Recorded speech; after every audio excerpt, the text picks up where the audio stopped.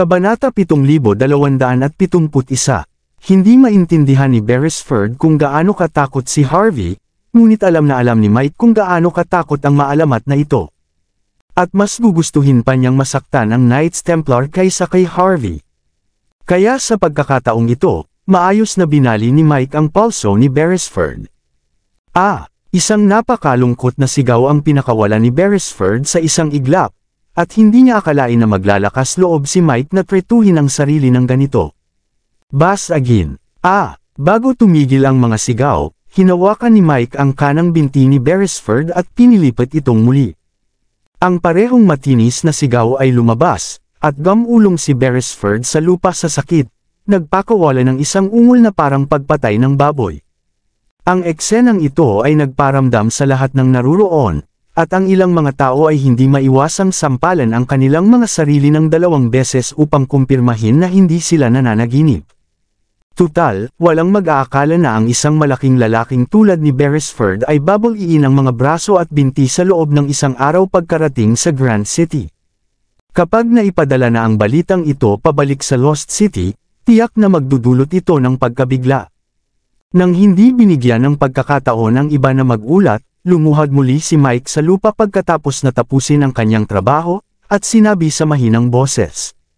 Kinatawang York, lahat ng nangyari ngayong gabi ay kasalanan namin, at nabali ko na ang isa sa kanyang mga braso at isa sa kanyang mga binti.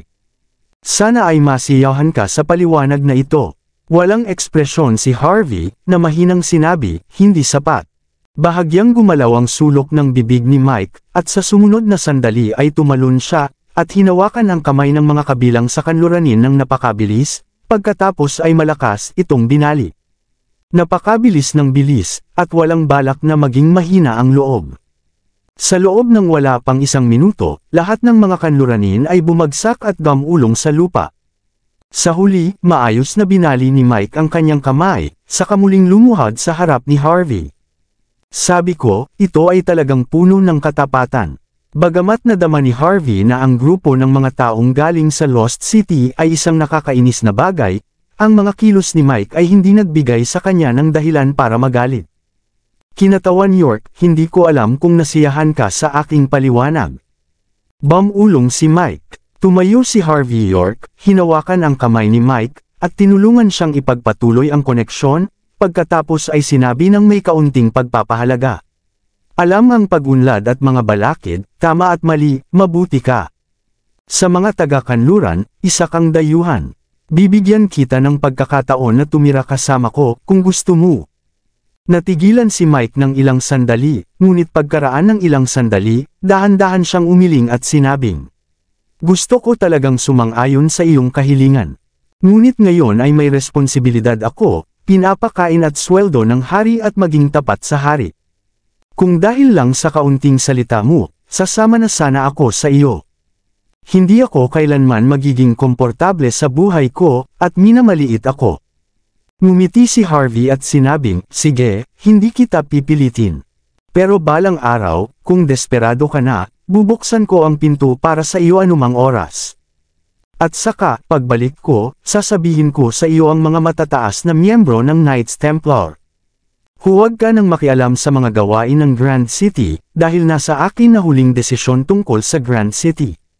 Sinumang manggahas na makialam ay makakatagpo ng kamatayan. Tumango si Mike na parang dinurog na bawang. Nakuha ko. Naiintindihan ko. Pumalakpak si Harvey at mahinang sinabi, kung naiintindihan mo, lumabas ka na. Bahagyang tumango si Mike, at pagkatapos mag-atubili sandali, mahina pa rin niyang sinabi. Kinatawan York, kahit na ginawa namin, ito ang unang pagkakamali ngayong gabi, may ilang taong nagpapahiwatig na maaari kaming pumunta rito para kumilos ng walang ingat. Sa tingin ko, sa talino mo, mahuhulaan mo na kung sino iyon. Pagkatapos sabihin ito, tinulungan ni Mike si Beresford, na hinimatay na sa sakit, na makaalis. Malinaw na kapag nakita ng isang taong tulad ni Mike si Harvey, alam niyang niloko siya. Ginamit din bilang sandata ang pinuno ng sarili niyang batang Rehemen. Gayunpaman, nawalan ka na ng mukha, kaya bakit hindi mo sabihin ng malinaw ang lahat? Ang malaking problema ay ang lahat ay nagyayapyap at namamatay ng sabay-sabay. Nang marinig ang mga salita ni Mike, ang walang pakialam na mga mata ni Harvey ay napunta kay Jade. Agad na nagbago ang ekspresyon ni Jade, at hindi niya namamalayang gusto niyang tumalikod at umalis. Ngunit bago pa siya umalis, ikinumpas ni Lani ang kanyang kamay, at agad na nakita ang ilang matataas na gwardya na nagmamadaling lumabas, at itinutulak si Jade sa lupa. Ang mukha ni Jade ay puno ng takot sa oras na ito, at may bahid ng takot at kabaliwan. Nagngingit-ngit siya at sinabing, "Huwag niyo akong hawakan, walang sino man ang maaaring humawak sa akin. Ako ay kay Young Master Dan." Pumayag ang panganay na Young Master Dan, basta't tutulungan ko siyang lutasin ang problemang ito, at ako ang magiging ginang ng Grand City. Lani, naiinggit ka lang sa akin, naiinggit na makaakyat ako sa tuktok, kaya naman lagi mo akong tina-target. Nang marinig ang mga ganitong tsismis, tinaas ni Harvey ang kanyang kilay, pagkatapos ay ipinasa ang paghawak sa bagay na ito kay Lani. Tumingin si Lani nang walang pakialam, na nakatingin kay Jade. Magaan na sabi niya at sinabing, "Sa tingin mo ba ay may pagkakataon kang maging ginang ng Grand City? Kahit gaano pa katanga si Dan, hindi niya sasabihin sa iyo ang ganoong bagay, di ba? Kahit na malubog ang ulo niya ng ilang sandali, at sinabi niya sa iyo ang ganoong bagay, hindi ka basta-basta maniniwala kahit na mainit pa ang ulo mo. Hindi mo man lang iniisip, karapat-dapat ka ba?" Nagulat sandali si Jade, pagkatapos ay nagpumiglas ng matindi. "Naiinggit ka lang, ikaw na makamandag na babae. Sa tingin mo ba, kung sasaktan mo ako, magkakaroon ka ng pagkakataon na maging isang ginang? Hayaan mong sabihin ko sa iyo, na hindi mo kailanman makikita ang pagkakataon sa iyong buhay. Hindi kita hahayaang gawin iyon."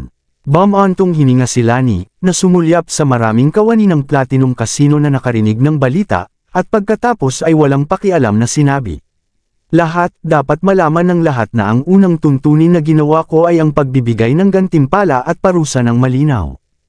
Tinatanggal ko na si Miss Jade ngayon at bibigyan ko siya ng 3 buwang sweldo.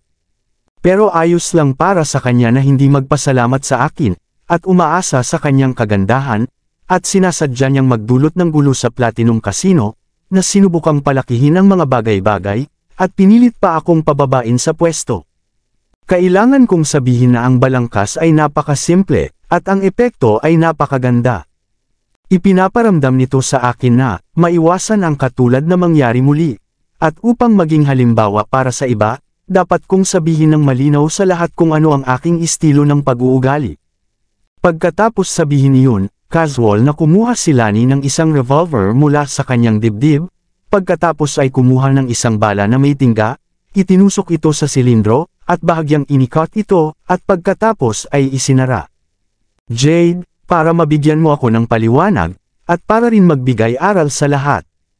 Makikipaglaro ako sa iyo, barilin kita ng isang beses. Kung mapalad ka at mabuhay, hindi lang kita hahayaang umalis, kundi hihingi rin ako ng tawad sa iyo, at manganga ko ng 3 kondisyon, gaano man kahigpit, papayag ako. Kahit na gusto mong maging batang ginang ng Grand City, susuportahan kita ng buo para pumalit sa posisyong iyon. Mangahas ka bang makipaglaro sa akin?" Gamit ang magulo na buhok, nagngingit-ngit si Jade at sinabing, "Sige na, anak ng tinapa, barilin mo. Dapat ay ako ang maging ginang at tatapakan kita sa ilalim ng talampakan ng aking mga paa." Tumango si Lani, pagkatapos ay determinadong kinalabat ang gatilyo. Bang! May butas ng dugo sa pagitan ng mga kilay ni Lani, at bumagsak ang kanyang katawan sa lupa. Bumantong hininga si Lani, "Mukhang wala kang ganitong buhay." Ganito natapos ang sabwatan laban sa Platinum Casino. Sa loob ng wala pang 10 minuto, hindi lamang nalinis ang eksena, kundi wala ring ng ahas na pumunta sa lugar na ito para magdulot ng gulo sa hinaharap. Tutal, sapat na ang kapalaran ng mga manggugulo para maunawaan ng mga tao. Malinis at maayos ang mga kilos ni Lani, kasama ang buong suporta ni Harvey sa likod niya, kahit ang ilang tao sa clubhouse na orihinal na may iba't ibang intensyon ay kailangang mag-isip ng mabuti kung ano ang dapat nilang gawin sa oras na ito. Gayunpaman, hindi lamang nagbibigay ng sapat na kita si Lani, kundi medyo malupit din sa mga traidor. Ang patuloy na pakikipag-away kay Lani sa ngayon ay naghahanap lamang ng kamatayan. Sok, sok, Sok, nakakatuwa naman. Kahit ang mga dating miyembro ng ating koponan ay papatayin kung gusto nila. Hindi ka ba natatakot na sa kalaunan ay ipagkanulo ng lahat ang kanilang mga kamag-anak? 12:00 ng gabi, oras ng hating gabi na merienda. Sa isa pang patio ng pamilyang Parker, sa pagkakataong ito ay ibinaba ni Sylvan ang cellphone na hawak niya, habang may bahagyang ngiti sa kanyang mukha. Lahat ng nasa Platinum Casino ay maingat na pinili ng aming pamilyang Jackson. Ginawa niya ito hindi lamang para mapanatili ang kanyang awtoridad, kundi para sampalan din kami sa mukha. Kung alam ko lang na ganoon siyang babae, mas mabuting pinatay ko na siya sa Forbidden Wasteland. At si Harvey na iyon, iniisip ba talaga niya na siya ang susunod na magiging mayor ng Grand City? Para sa isang taong ganoon, dapat siyang tapakan hanggang mamatay kaysa bigyan siya ng pagkakataong tumalon. Sa pagkakataong ito, galit na galit si Sylvan. Ang gusali ng Platinum Casino ay dapat sana ay minana niya, ngunit biglang nahulog sa mga kamay ni Harvey. Ang pinakamahalaga ay si Lani, na nasa kanilang tabi na parang isang tagapayo, ay agad na tumalon pabalik at sinuntok sila sa mukha ng may lakas, na nagdulot kay Sylvan ng pagnanais na sakalin ng babaeng ito hanggang mamatay. Tahimik si Camille sa oras na ito, at hawak ang isang baso ng pulang alak sa kanyang kamay at dahan-daang tinitikman ito, ngunit ang tingin sa kanyang mga mata ay napakalamig. Gayunpaman, ang kanyang paminsan-minsang nanginginig na mga pilikmata ay tila nagpapakita na ang kanyang puso ay hindi kasing payapa ng tila sa labas. Kung tutuusin, hindi siya isang tanga, ang tunggalian ngayong gabi ay tila simple at diretso, ngunit ang pinakamahalaga ay kaya ni Lani na gamitin ang pagkakataong ito upang kontrolin ang mga puso ng mga tao. Sa kasong ito, anuman ang gustong gawin ni Camille sa hinaharap, natatakot siya na magiging napakahirap nito. At malinaw na alam ni Dan na hindi lamang siya nabigo sa laro ngayong gabi, kundi maaari pa niyang barilin ang kanyang sarili sa paa. Siguro ay may ilang kalkulasyon ang Lost City sa kanilang sariling mga ulo. Sa sandaling naisip niya ito, nakaramdam si Dan ng isang uri ng depresyon na hindi niya alam kung paano ilabas. Si Coco ay nakasuot ng tsamsam na seda sa sandaling iyon, na naglalakad sa pasilyo. Maya-maya, mahina niyang sinabi, "Hindi ko talaga maintindihan kung ano ang ginagamit nitong si Harvey para takutin ang mga tao ng Lost City. Hindi lang umalis ng may kahihiyan ng grupong ito ng mga taga-kanluran, kundi napagsamantalahan pa ni Lani ang pagkakataong tuluyang umakyat sa tuktok. Hoy, dapat ko bang sabihin na maswerte ang lalaking ito? O kaya ba ng taong ito ay may kakayahan?" Sa pag-uusap tungkol dito, parang hindi alam ni Coco kung anong ekspresyon ang ipapakita. Siguro dahil sa labis siyang nagdusa sa ilalim ng mga kamay ni Harvey noon, kaya ngayon, komportable na si Coco sa ganitong uri ng pagkatalo. Kinakalkala pa niya ang posibilidad ng pagkabigo sa pagkakataong ito bago pa man gumawa ng hakbang ang sinuman. Pinakamatandang batang Panginoon Camille, binibini. Dahan-daang nagsalita si Camille sa pagkakataong ito, na may bahid ng kataimtiman sa kanyang mga mata. Kahit na ang dahilan kung bakit niya ibinigay ang Platinum Casino sa pagkakataong ito ay para maibalik ang anak ko. Pero ang problema, ang lugar na iyon ay orihinal na pinamamahalaan ng aming pamilyang Jackson ng may masusing pagsisikap. Sa pagitan ng mga koneksyon, katalinuhan, at kayamanan, tanging kayamanan lamang ang maaaring palitan. Ang ibang mga bagay ay halos hindi mapapalitan. Isang malaking kawalan para sa aming pamilyang Jackson na ibigay ito sa isang nakababata ng walang dahilan, at talagang ayaw ko. Bukod pa riyan, si Harvey, lagi kong nararamdaman na napakahusay niya sa pagsasamantala sa mga sitwasyon. Sa pagkakataong ito ay tiyak na gagamitin niya ng maayos ang Platinum Casino at pagkatapos ay iikot ang kanyang ulo para harapin tayo. Sa oras na iyon, maaaring makaranas tayo ng pagkatalo.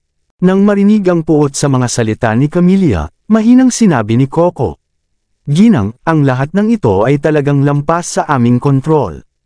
Sa simula pa lang sa aming plano, gaano man kahusay ang halimaw na ito na si Harvey, wala siyang magagawa sa amin. Ang Platinum Casino ang pinakamalakas na nahulog sa kanyang mga kamay sa pangalan, at tayo ay makapangyarihan pa rin sa likod ng mga eksena. Pero hindi ko inaasahan na si Harvey ay isang halimaw, nakukuha ng kanyang sweldo mula sa ilalim ng palayok at gagamitin si Lani. Nakakainis ang babaeng ito sa aking kapatid, kaya mabilis siyang kumilos at direktang nilutas ang problemang hindi kayang lutisin ni Harvey. Masasabi lamang na ang babaeng ito ay hindi lamang masama at mabagsik, kundi mayroon ding puso ng ahas at alakdan. Sa kanyang pagdating, hindi tayo magiging dahado sa round na ito. Ang babaeng ito, sa sandaling ito, si Dan, na tahimik sa lahat ng oras na ito, ay sa wakas ay hindi napigil ang uminom ng soft drinks. Gaano kalaking kabaitan ang ipinakita sa kanya ng tao na ito. Pagkatapos niyang makulong, sinikap ng tao na ito na tulungan siya, para mapanatili niya ang maliit na buhay na ito. Sa pagkakataong ito, malaki ang ibinayad ko para mailabas siya. Hindi ba dahil ayaw niyang maging batang ginang? Ganito ba niya tayo tinatrato? Ano ang pagkakaiba ng ugali niya kay Clarion, isang lalaking kumakain sa loob at labas? Gusto ko talaga siyang patayin. Napangiwi si Dan sa kasalukuyan niyang mga ngipin. Kung ikukumpara sa isang mahirap na kalaban, agad siyang tumalon pabalik at sinubukan ang kanyang makakaya para harapin ang sarili niyang dating kalaban, na lalong nagpagalit kay Dan.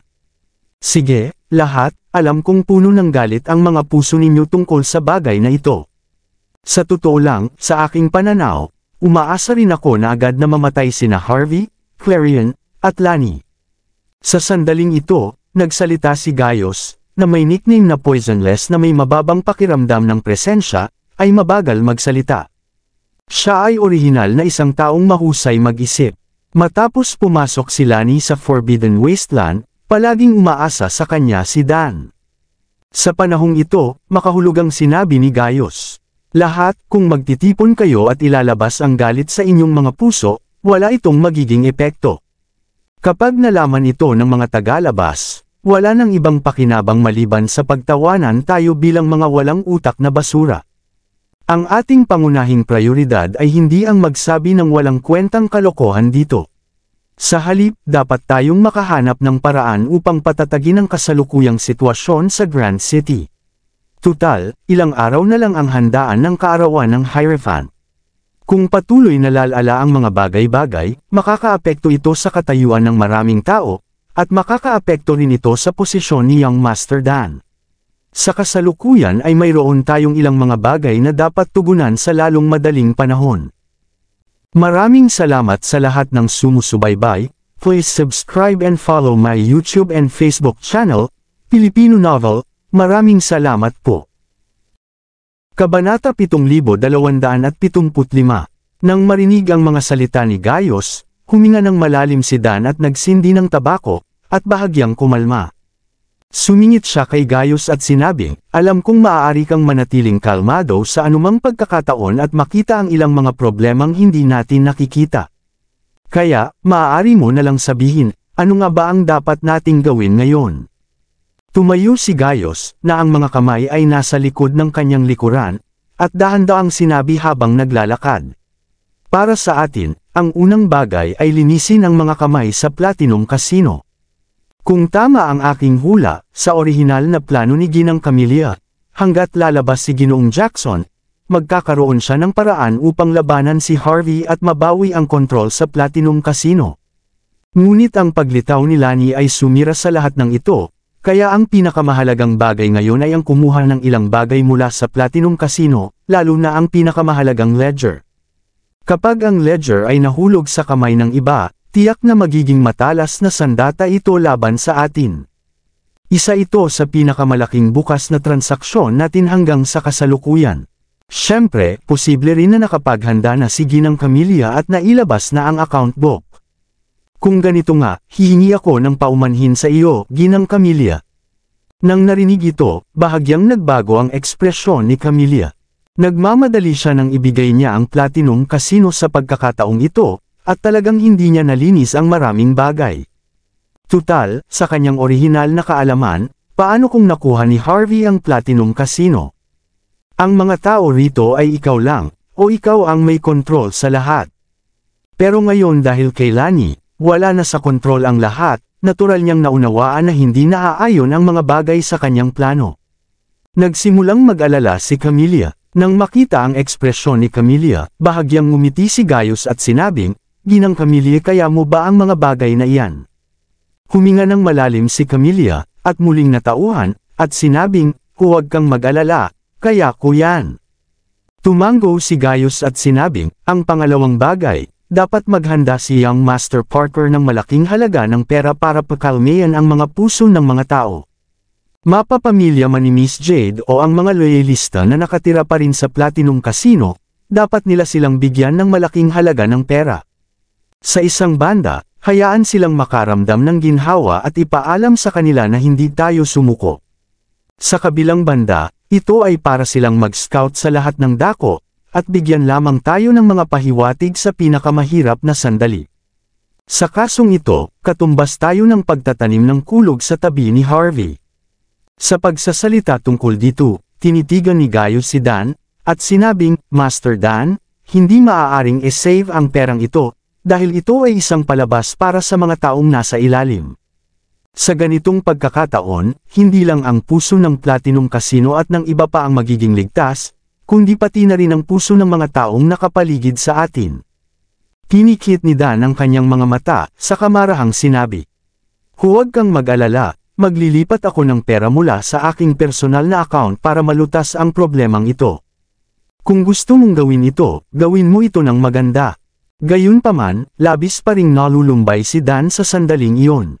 Tutal, hindi madali para sa kanya ang kumita ng pera ng mag-isa. Nakita rin ni Camilla ang pagkadismaya ni Dan sa oras na ito, at agad na sinabi, "Mangungulekta rin ako ng pera dito, tutal, akin ito. Kaya hindi ko maaaring hayaang pasanin ito ni Young Master Dan ng mag-isa." Nang narinig ito, ngumiti si Dan kay Camilla, na nagpapahayag ng kanyang pasasalamat. Bukod doon, may isa pang bagay. Iniba ni Gaius ang usapan. Dinampot ni Dan ang baso ng alak sa harap niya, humigop, at mahinang nagsalita, "Anong problema?" Kinikit ni Gaius ang kanyang mga mata at dahan-daw ang sinabi, "Ang pinakamahalagang bagay ay ang makahanap ng paraan upang mabayaran si Beresford sa oras na ito." Dahan-daw ang sinabi ni Dan, "Hindi natin sinaktan si Beresford, bakit natin siya dapat bayaran? Hindi ba mas makabubuti para sa kanya na mamuhay kasama ang puot ni na Harvey at Lani?" Ngumiti si Gaius at sinabing, "Totoo na hindi natin sinaktan si Beresford. Pero Young Master Dan, huwag mong kalimutan na tayo ang nasa likod ng insidenteng ito sa ilang antas. Kahit nahangal si Beresford, huwag mong kalimutan na mayroong isang buong pamilya na may dugo ng mga maharlika sa likod niya, pati na rin ang Knights Templar. Kung gusto ng kanyang pamilya na malaman ang katotohanan, babarilan natin ang ating mga sarili sa paa sa pagkakataong ito. Kaya sa kritikal na sandaling ito, dapat natin siyang bayaran at bigyan ng kasiyahan. Sa ganitong paraan, mananatili siyang nasa tabi natin ng lubusan, anuman ang tama o mali, at hindi kailanman mamamatay kasama si Harvey." Sa pagsasabi nito, nagpatuloy si Gaius, "Young Master Dan, alam ko na sa iyong kakayahan, nakakahiya ang bamulong sa mga basura na tulad ni Beresford. Kaya, hindi mo kailangang harapin ang bagay na ito, ako na ang bahala. Ang kailangan ko lang ay ang iyong pagsang-ayon." Alam na alam ni Gaius na sa harap ni Dan, anuman ang gusto niyang gawin, kailangan niyang bigyan ng sapat na mukha si Dan. Ang pinakanagustuhan ni Dan ay ang pakiramdam ng pag-iisip ng estratehiya. Pagkatapos mag-isip ng ilang sandali, dahan-daw ang tumanggaw si Dan at sinabing, "Sige, alam kong lagi kang kumikilos ng ligtas. Dahil nagsalita ka na, hayaan kong ikaw ang humawak sa bagay na ito. Salamat Young Master Dan sa iyong tiwala." Bahagyang ngumiti si Gaius, at ang kanyang mukha ay puno ng paggalang. "Bukod sa bagay na ito, may isa pa akong sasabihin. Sa tingin ko dapat na tayong tumigil sa paggawa ng mga hindi kinakailangang bagay bago ang piging ng kaarawan ng Hierophant. Sa una, ang ating tsansa na manalo ay 100%.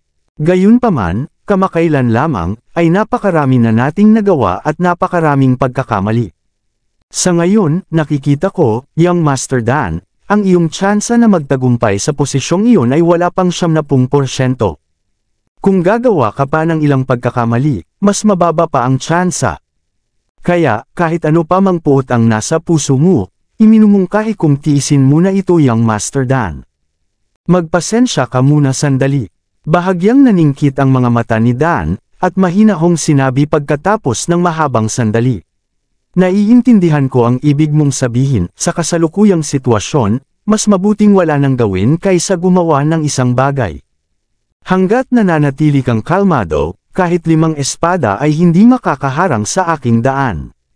Sa kasong ito, huwag kang gumawa ng mga side effect. Pero gayos, kahit magaling ka sa pagkakalkula, wala ka pang masyadong alam tungkol sa isang bagay. Nangangahulugan ito na kapag patuloy na bumababa ang ating prestihiyo, kailangan natin ng isang bagay para mapalakas ang ating moral. Si Harvey ay isang napakahirap pakitunguhan na walang hiya. Kung ganoon nga, hindi muna natin siya papansinin at hahayaan na lang na parang wala siya. Pagkatapos kong umakyat, maraming paraan para harapin ito. Pero bago iyon, hindi natin talaga maaaring hayaan na lumitaw muli ang mga traidor sa ating kampo. Kaya, maaaring manahimik muna si Harvey. Pero si Lani, kahit anong mangyari, ay dapat siyang mamatay. Kung hindi pa siya patay, paano ko pamumunuan ang aking koponan? Kinabukasan, maagang bumangon si Harvey at naghanda ng ilang inumin.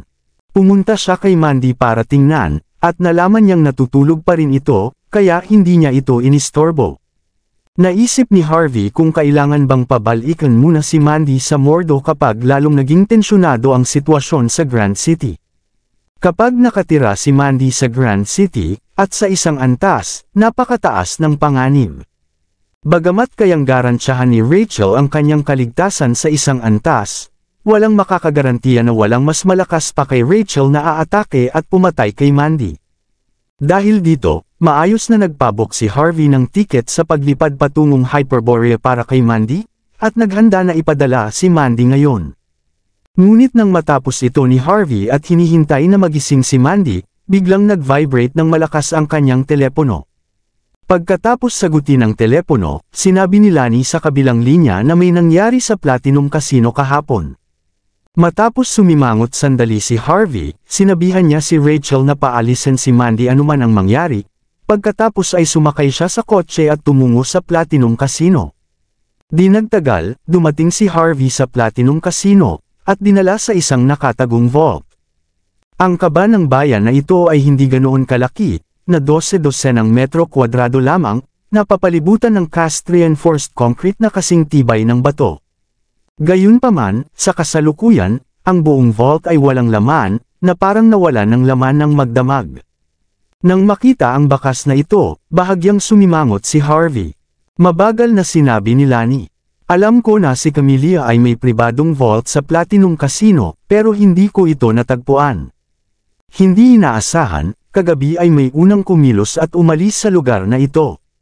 Sa palagay ko, bukod sa napakahalagang orihinal na mga ari-arian ng lugar na ito, ang pinakamahalagang bagay ay nawala ang orihinal na ledger. Hindi lamang itinatala ng ledger ang impormasyon ng dibidendo ng iba't ibang shareholder ng Platinum Casino, kundi ang pinakamahalaga, dapat na itala sa ledger ang ilang kahinahinalang transaksyon. Dapat sana ito ang pinakamahusay na sandata laban kay Camellia, ngunit ngayon. Dahil dito, medyo lumalim ang boses ni Lani. Ibinigay ni Harvey ang lugar na ito sa kanya, para lang gamitin ang Platinum Casino bilang kutsilyo para saksakin ang puso ni Dan at iba pa. Pero ngayon lang, nawala ang pinakamagandang pagkakataon niya. Hindi nagmadali si Harvey, ngunit ngumiti at sinabing, hindi pa natin alam ang tungkol sa lugar na ito noon. Tungkol naman kay Camellia, bago niya ibigay sa akin ang Platinum Casino, tiyak na may tiwala siya sa sarili. Pakiramdam niya ay kaya niyang bawiin ang Platinum Casino nang sa pinakamaikling posibleng panahon, kaya hindi na niya inabala pang kunin ang mga bagay na ito. Gayunpaman, ngayon ay hiniling niya sa isang tao na ilipat ang mga bagay na ito sa magdamag. Kung gayon, ipinapakita nito ang isang bagay na natatakot siya. Alam niyang hindi na niya maibabalik ang Platinum Casino, kaya kinailangan niyang kunin ang mga bagay na ito. Hindi nagalit si Harvey, sa halip ay sinuri niya si Lani na parang naglalabas ng kakon. Nang marinig ang mga salita ni Harvey, huminga ng malalim si Lani, ngunit may bahid pa rin ang panghihinayang sa kanyang ekspresyon. Kung alam ko lang sana ng mas maaga. Nagkibit balikat si Harvey at sinabi, sa totoo lang, hindi natin kailangang malaman kung ano ang nasa ledger. Kailangan lang nating malaman na may nakatagong ledger sa lugar na ito, at sapat na iyon. Naniniwala ako na sa iyong talino, tiyak na mapapakinabangan mo ng husto ang bagay na ito. Bahagyang nagulat si Lani, pagkatapos ay dahan daw ang tumango. Sa opisina ng General Manager, may hawak na libro si Lani na may pakiramdam ng gaan. Ito ay isang tunay na peking libro ng account, ngunit kung minsan, ang mali ay totoo at ang totoo ay mali rin. Ang paalala ni Harvey ay magaan at kalmado, ngunit nagbigay ito kay Lani ng isang uri ng inspirasyon, ngunit hindi niya alam kung paano ito gagawin ng ilang sandali. Hindi nagmamadali si Harvey, ngunit uminom mismo ng tsaa. Sa kanyang pananaw, mula nang ibigay ang Platinum Casino kay Lani, walang duda ang tungkol sa trabaho. Naniniwala siya na tiyak na magagamit ito ni Lani sa pagkakataong ito upang bigyan si Dan ng isang mahusay na saksak. Nang paalis na si Harvey, may mahinang kumatok sa pinto ng opisina. Maya-maya, isang katulong na nakauniporme ang pumasok ng may paggalang, at inilagay niya ang tasa ng kape sa mesa ni Lani, yumuko at sinabing, Miss Lani, ito na ang kape mo. Salamat. Tumango si Lani, pagkatapos ay hinintay na umalis ang katulong bago tumingin kay Harvey. Young Master York, gusto mo ang pag-inom ng tsaa, pero iba ako. Gusto ko ang mga bagay na sariwa at malinis, tulad ng kape, na makapagpapanatili sa akin na gising sa lahat ng oras. Gusto mo ba ng kaunti? Habang nagsasalita, sumulyap si Lani sa gatas sa tabi niya, at ibinuhos ang lahat ng gatas sa kape. Matapos haluin ng ilang sandali, handa na siyang uminom ng kape. Sa tingin ko ay mas mabuti kung hindi mo iinuman ang kape na ito. Sumulyap si Harvey ng casual, pagkatapos ay nagsalita ng may kahulugan. Dahil hindi lamang hindi ka mapupuyat ng kape na ito, maaari ka rin itong patulugin magpakailanman. Huminto ang katulong na umatras na sa gilid ng pinto. Bahagyang kumunat ang noo ni Lani. Nagpatuloy si Harvey. Ang pagkain sa mundong ito ay hindi nakakalason. Ngunit minsan, kapag ang mga bagay na hindi nakalalasan ay nagsama-sama, ang mga ito ay magiging lubhang nakakalason. Halimbawa, alam ng lahat na ang karne ng baka ay hindi maaaring kainin kasama ng berdeng sibuyas, at ang mga itlog ay hindi maaaring ihain kasama ng pulot, halimbawa. Ngunit ang hindi alam ng ilang tao ay hindi ka maaaring magkaroon ng gatas na may saging. Kapag kinain mo ang mga ito, ang mga bagay na ito ay hindi matutunaw, at pagkatapos ay pahihirapan ang iyong tiyan, kasama ang epekto ng caffeine, hanggat ikaw ay pabaya, kung hindi mo huhugasan ang iyong tiyan sa oras, mawawala ang iyong buhay. Medyo nagulat si Lani, at sinabing, saging. Magaan na sinabi ni Harvey, ito ba ang paborito mong kape na galing sa dumi ng musang? Gayunpaman, ang ilang mga tao ay gustong pakainin ang mga musang na ito ng saging. Napakaliit ng dami ng ganitong uri ng kape, at walang masama sa paghahalo ng isa o dalawang kape sa isang malaking dakot. Isang buong tasa lang, basta't hindi ka magdadagdag ng gatas, hindi magkakaroon ng epekto. Pero ngayon, may isang punong baso na, at may naghanda ng sapat na gatas para sa iyo. Ito ang dahilan kung bakit ako naghinala na sinadya ito. Pagkatapos magsalita, ang tingin ni Harvey ay napunta sa katulong, na bahagyang ngumiti, at sinabing, hindi mo naman sasabihin sa akin na mahirap bilhin ang kape, at natagpuan mo lang ito sa kusina, di ba? O, binili mo ba ito online? Bahagyang nagulat ang katulong, at sa sumunod na sandali ay iginalaw niya ang kanyang katawan at itinaas ang kanyang kanang kamay. Nakita niya ang isang hirenggilya na lumitaw sa kanyang manggas, na nakatutok kay Harvey at agad na lumabas. Rainstorm Needle. Mukhang walang pakialam si Harvey, at hinampas ang mesa gamit ang isang kamay, at ang kape at ang tray ay sabay na lumipad palabas, at nagtama ang isa't isa. Boom! Kasabay nito, tumayo si Lani, at kinuha ang baril na dala niya at kinalabat ang gatilyo. Pagkalipas ng ilang minuto, nawala ang amoy ng dugo sa opisina. Bahagyang naningkit si Harvey, na medyo may dignidad ang ekspresyon. Sa una, ayon sa kanyang conclusion, sa oras na ito, hindi na dapat gumawa pa ng anumang kilos si Dan at ang iba pa. Ngunit sa hindi inaasahan, isang mamamatay tao pa rin ang lumitaw. Gayunpaman, hindi naunawaan ni Lani ang kahulugan ng bagay na ito, sa halip, bigla siyang kumalma. Pagkalipas ng mahabang sandali, sinabi ni Lani sa malalim na boses. Young Master York, kung tama ang hula ko, ipapakita ni Dan ang lahat ng kanyang mga trump card sa kaarawan ng Hierophant, at opisyal na siyang uupo sa posisyon. Sa pagkakataong ito, huwag mong hawakan ang iyong sarili, na mananahimik sila ng ilang sandali. At ang pagpapahintulot sa mamamatay tao na patayin ako ay nangangahulugan ng pagiging handa na babalaan ang mga tao sa kanilang paligid, upang walang sinuman ang patuloy na magtaksil. Nagkamali lang talaga si Dan. Simula nang umalis ako, nagkaroon ng malaking puwang sa kanyang kampo. Pagkatapos magsalita, kinuha ni Lani ang isang dokumentong matagal nang inihanda at ibinigay kay Harvey. Matapos itong buksan ni Harvey at tignan ng ilang sandali, isang kakaibang kulay ang lumitaw sa kanyang mga mata. Masasabi lamang na ang pag-iwan ni Dan kay Camilla ay tiyak na isang pinakamalaking kawalan para sa kanya. At nilinaw din ng ebidensyang ito kay Harvey na sa kaarawan ng Hierophant, ang buong Grand City ay hindi kailanman magiging mapayapa. Kaya pagkatapos umalis sa Platinum Casino, anuman ang pagtutol ni Mandy, hiniling na lang ni Harvey kay Rachel na protektahan si Mandy at umalis. Ngunit inisip mismo ni Harvey na matapos ang kaarawan ng Hierophant at maayos na ang lahat ng mga gawain sa Grand City, maaari na siyang umalis. Di nagtagal, dumating ang kaarawan ng Hierophant ayon sa nakatakdang oras. Bagamat hindi kasing kapana-panabik ng inaakala ang kaarawan ng Hierophant dahil sa pagbabalik ng dating Mayor Wenzel, ang mga matataas na opisyal mula sa buong Grand City, kabilang ang 7 pamilya, ay nagtipon pa rin sa state ng Hierophant upang ipagdiwang ang kaarawan ng Hierophant. Gaano man karami ang mga pangkat sa Grand City, ngunit sa napakahalagang araw na ito, kinakailangan pa rin gumawa ng isang kilos upang maramdaman ng mundo sa labas na ang Grand City pa rin ang Grand City ng nakaraan. Sa makatuwid, sa kaarawan ng Hierophant, ang buong lungsod ay naging masigla. Ang self-media at internet ng Grand City ay nakapag-maximize din sa mga mobile phone ng maraming tao. Brother York, ang Hierophant ay hindi isang ordinaryong tao. Sa loob ng sasakyan ng Land Rover patungo sa state ng Hierophant, tahimik na nagsalita si Alexei sa oras na ito. Kung hindi bumalik ang aking guro, sa isang tiyak na antas, siya ang pinakamakapangyarihang tao sa buong Grand City. Kung bibigyan mo pa siya ng 10 o kalahating taon, kahit na bumalik na ang guro ko, maaaring wala itong silbi. Mabuti na lang at bumalik ang guro sa tamang oras. Gayunpaman, napakahirap pa ring tuluyang alisin ang impluwensya ng Hierophant sa Grand City. Nang sabihin niya ito, naging madamdamin ang ekspresyon ni Alexei.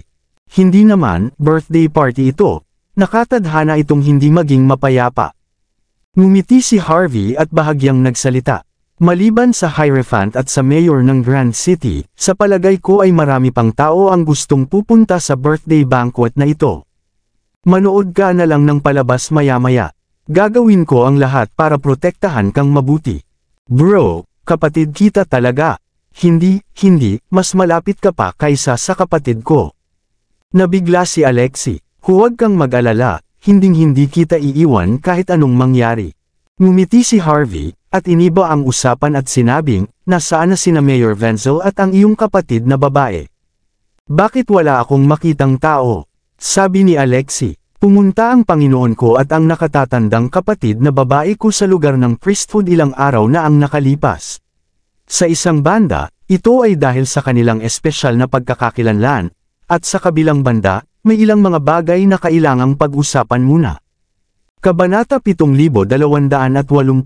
Kung tutuusin, para sa isang napakahalagang kaganapan, mas mabuting lutisin ang ilang hindi pagkakaunawaan sa pagitan ng magkabilang panig bago magsimula ang kaganapan kaysa lumikha ng mga problema habang nagaganap ang kaganapan, di ba? Maingat na paliwanag ni Alexei. Siya nga pala, kapatid, bakit hindi ko nakikita si Miss Mandy? Ang isang mataong lugar tulad ngayon ay isang lugar din para makilala ang mayayaman at makapangyarihan. Para sa kanya, ito ay isang magandang pagkakataon para makihalubilo. Mahinahong sabi ni Harvey, noong una ay wala siyang gaanong koneksyon sa Grand City, at ang kanyang negosyo ay walang gaanong koneksyon sa Grand City at sa Underworld. Kaya ayaw ko siyang masangkot sa problemang ito. Sinabihan ko siyang umalis ilang araw na ang nakalipas. Medyo nagulat si Alexei nang marinig ang mga salitang iyon, pagkatapos ay tumango at sinabing, ayos lang. Siya nga pala, Brother York, ang nangyari sa usapin ng Platinum Casino dati, ay nilunok ito ni Dan at ng iba pa ng ganito. Hindi ka ba nila ginugulo nitong mga nakaraang araw? Magaan na sabi ni Harvey, ginugulo na nila si Lani, pero hindi nila ako ginugulo. Gayunpaman, sa palagay ko ay hindi iiwan nila ang problemang ito ng basta-basta. Tinatayang magsisimula ang lahat pagkatapos ng piging ng kaarawan ng Hierophant. Siyempre, marahil pati na rin sa piging ng kaarawan, gagawa sila ng gulo. Sa pagsasalita tungkol dito, nagkibit-balikat lang si Harvey nang walang pakialam. Mukhang kalmado ang Grand City, ngunit lahat ng bagyo ay nakatakdang dumating ngayon. Kahit na ako lang ang taong nagdadaan, kung may gustong gamitin ang sitwasyon para pahirapan ako, wala akong pakialam kung gamitin ko ang kinatawan ng autoridad ng Martial Arts Alliance ng Great Country Age. Kuya York, mag-ingat ka. Tila medyo nag-aalala si Alexei. Ayos lang naman ang iba. Si Dan ay palaging matigas ang ulo at pakiramdam niya ay nakatadhana siyang maging pinuno. Ang iyong pag-iral, mula sa isang partikular na pananaw, ay sumira sa kanyang mga plano. Kaya tiyak na hindi kanya bibitawan. Hindi ko lang alam kung anong paraan ang gagamitin niya.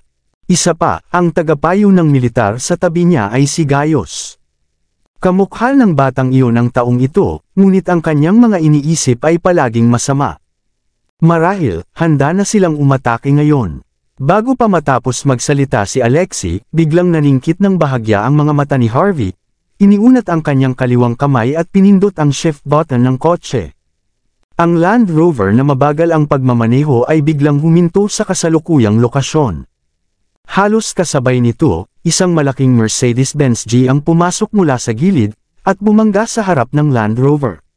May malakas na ingay, at ilang mga luxury car ang lumapit mula sa likuran, na humaharang sa harap, likuran, kaliwa, at kanang lane ng Land Rover. Bahagyang nanliit ang mga mata ni Alexei, na parang may napagtanto siya. Bastos, paano ka ba magmaneho? Hindi mo ba alam kung saan ang tatahakin mo? Hindi mo ba iiwasan? Sa nangungunang Mercedes-Benz, isang lalaki at isang babae ang tumalon palabas, at sa likuran, mahigit 100 tao ang lumabas mula sa kotse. Kinikit ni Harvey ang kanyang mga mata at lumingon. Pagkatapos ay isang kakaibang tingin ang lumitaw sa sulok ng kanyang mga mata. Si Juliana at Hawk, ang dalawang ito ay may mga benda sa kanilang mga kamay sa sandaling iyon, at mukhang nahihiya sila, ngunit sa oras na ito, mayroon silang kumpiyansa na mga ekspresyon. Ibinaba ni Harvey ang bintana ng kotse at mahinahong sinabi, anong problema ninyong dalawa? Siyempre may problema, at malaking bagay iyon. May maangas na mukha si Juliana sa sandaling iyon. Nakatanggap ako ng tip na ang tungkod ng Jekuthiel na ninakaw noon ay nasa kotseng ito.